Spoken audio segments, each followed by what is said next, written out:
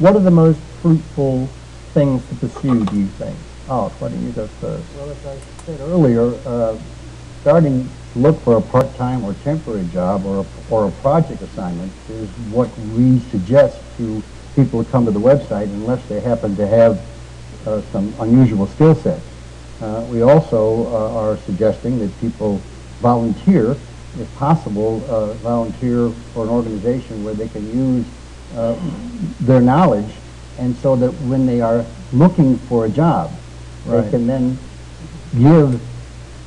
Someone says to you, well, what have you been doing this last year and a half or 2 years? You don't want to say looking for a job. Right. If you've been volunteering, you can indicate where you volunteered and hopefully what you did that at least kept your mind fertile and might apply to the person who is asking you that question. Right. So again, unfortunately, we're finding it even in the part-time, temporary, and project level areas, there are still not as many jobs as you would hope, and so there are huge numbers of ways to earn some monies working from home, and that is an area which is expanding tremendously, and that also is what we would suggest people look at.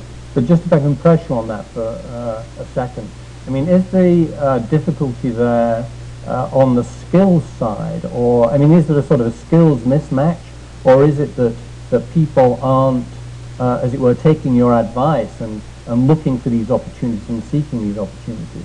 What I'm wondering is whether, people reach a point where their skills are specific to an industry that may be in decline. I mean, that is an experience a lot of Americans have had, and it may be difficult to get retraining, or people may not even want to undertake retraining to get the new skills that they might need to do what you suggest.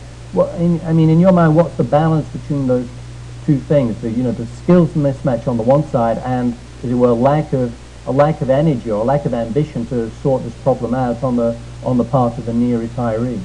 Well, in many cases, the skills are not adequate for the jobs that they're looking for, and many of the jobs that they can get, whether they be full-time, part-time, temporary, etc., are paying a fraction of what they were making before.